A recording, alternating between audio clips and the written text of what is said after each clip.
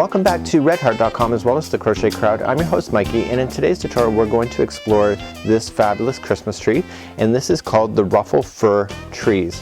Now I've altered the pattern very slightly. I just provided more chains right in the end loops. Instead of chaining a 4 especially in the base area, I chained 8, and then instead of chaining 3 I chained 7, and instead of chaining 2 I chained 6. So I just made mine a little more roughly, or just like so. So if you want something more wild, more exotic possibly, this is the way to go. So it's just a small alteration. I also altered the top very slightly here, and you can see that it's all little components just like this. And so everything that you're seeing on the tree all comes apart in little pieces just like so. And so once you get to a certain element right here, is that you'll notice that all of these particular layers just literally pop off each other, and they're just literally just sitting on top of each other as we go throughout this project. So in today's tutorial I'm going to show you how to do one, because once you get the concept it is really quite simple, and it's just a matter of just doing them all and just layering them on top of each other and then putting them back together to form a Christmas tree.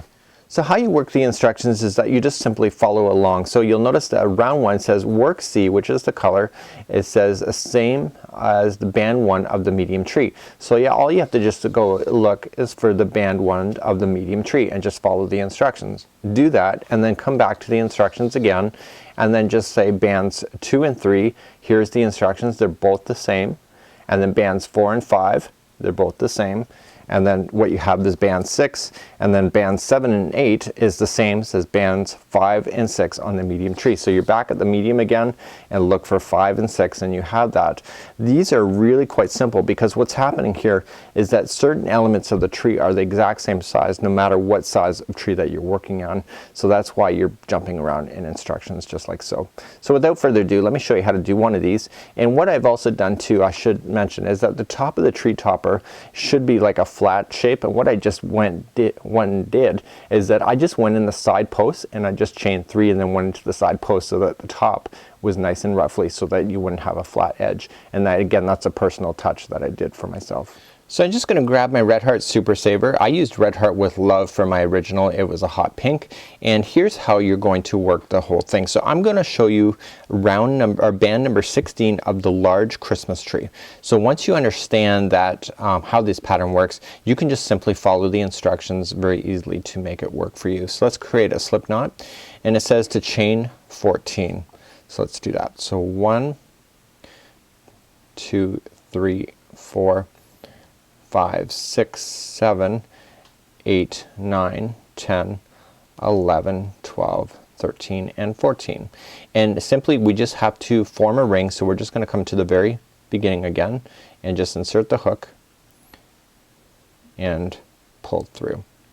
Okay, so we've just done an attachment so that you have a permanent interior ring. So let's move along to the next part of band number 16.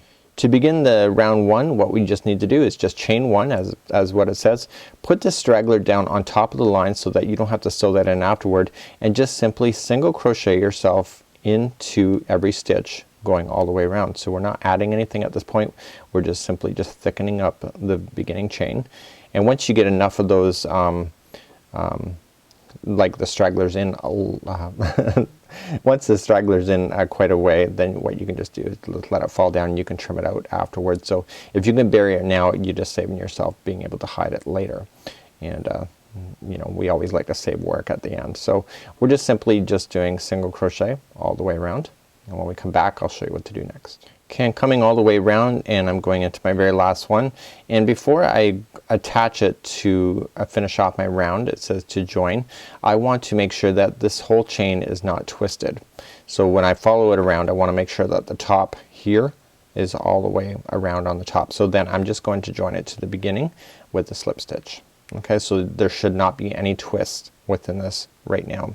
So let's begin. We're going to do our next round. We're just simply going to chain 1 and then single crochet again once all the way around. Now this is the identical for every one of the rings that you're going to do, all the motifs that you're doing, and then it's going to change then slightly after this particular round. So it's a very easy way to start off each one. It makes it really easy to remember. So I'll meet you back up in just a moment. Okay, and we're coming all the way back around. We just want to join it with the slip stitch. Okay, so let's begin the next process. Now it says chain 1 single crochet in the first 6 single stitches and then 2 single crochet into the next, and you're going to want to repeat that. This exists for most of the particular motifs, and what this is doing is it's giving it a lip opening, and it's going to be so subtle, but it actually makes a difference when we get there. So we're going to chain 1, we're going to single crochet so for 1, single crochet for 2, 3, and then 4, 5, and 6, and then what we're going to do is put 2 single crochets in the next. Now I've been doing this pattern enough that I can actually tell you that we're only going to do that one more time, so we're just going to go again. So 1, 2, 3, oops, 3, 4, 5, and 6, and then the next one is going to be 2 in there. So what you're just going to do then is that we're not quite at the end, so we're just going to single crochet into the remainder until we get back to the very beginning again, and then just join it with a slip stitch. So what this is doing is it just opened up this last one so that it has more of an opening, and this will make sense in just a few more minutes. Now I'm going to deviate from band number 16 because I realize that there's an element missing that is in most of them, and some of them have this and some of them don't, but most of them do. So what's going to happen, it doesn't say to do this in band 16, but it does say this to do it in every other one. We want to simply just going to chain 1 and then 2, and then we're going to slip stitch into the next. Okay, so 1 and 2 and slip stitch into the next. Okay, 1 and 2 and slip stitch into the next, and you're going to do that all the way around. So maybe band 16 wasn't the best one to begin to show you how to do this, but this is what is happening for most of the element. And what this is doing is it's making the leaves grow out further so that they'll be sticking out, so that it'll be coming further away from the cone. Now why is this not existing in band number 16? The reason for it is that as the tree gets bigger, you'll notice that it has to have a point at the top, and so you'll notice that some of these elements such as this would be missing from the upper layers of the tree. So it's not a big deal, it's just something that just makes the pattern go amazing really. So you're just going to slip stitch and then chain 2 and slip stitch and chain 2 into every one going around, and you can see how it's opening up like a bell shape, and that's because because of this particular stitching technique that we're doing now, but it's also helping the last round that we actually increased by 2 as well as every 6 stitches. Sorry, I'm stumbling a little bit today. So let's continue this, and I'll see you back in just a moment. When you get all the way back around, you're just going to slip stitch again and you're ready to go. Now in most of the layers, except for this layer here of the band 16 and most of the bands, this will also exist, this next part. It doesn't exist in band 16, so just bear with me.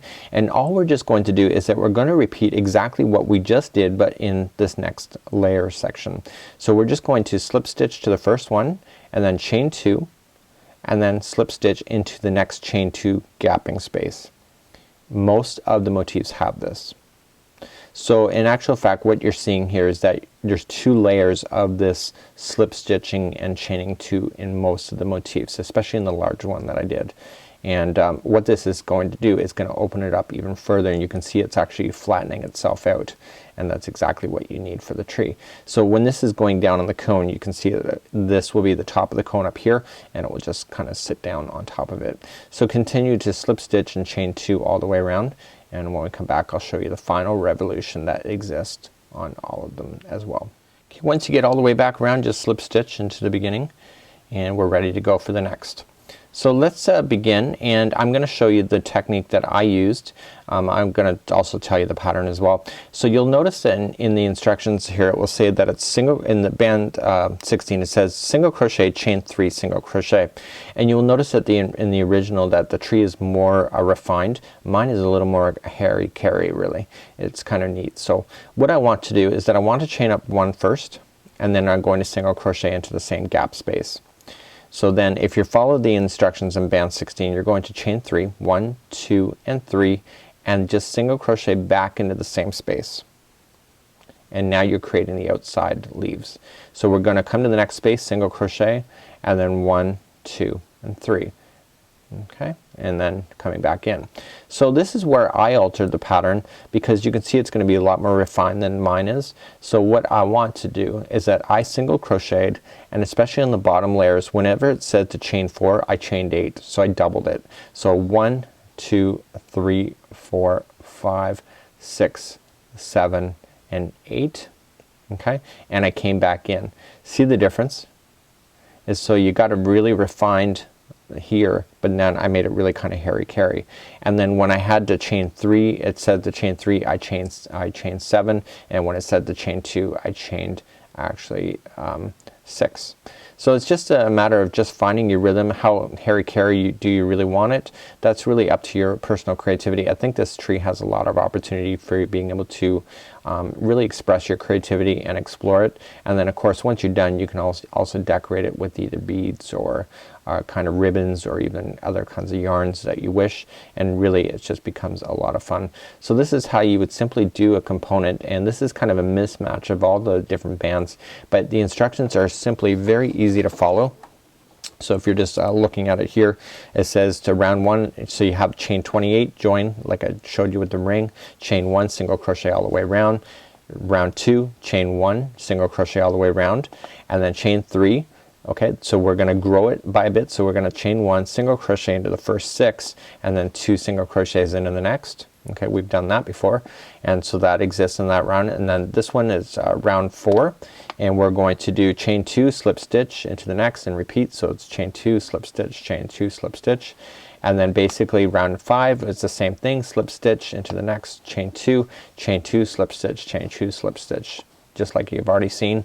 And then round number 6 is the final, so slip stitch into the chain 2 space, chain 1, and single crochet, chain 4, single crochet into each of the chain 2 spaces. So this for me, when I had chain 4, I actually chained 8 so that I could have the really hairy-carry look, and that was just something that I wanted for myself. So hopefully this will help you understand the instructions. Once you get all of the ones done, I made sure that when I did this I placed them all in order, so that I never lost which ones are out of order, especially the bottom ones. They're actually very close to each other, but they're slightly different. So you just want to make sure that you're keeping yourself organized. And at the end, when you put them on the cone, you don't want to jam them down on the cone. You just want to rest them easily on top of each other, and then you can adjust later at the end. And basically the tree topper is the very final thing, and it's just a really easy easy peasy, no brainer. Just follow the instructions and it will work out perfectly. So hopefully this is an understanding of the fur trees provided by redheart.com, and join me next time for more free patterns and ideas. I'm your host, Mikey.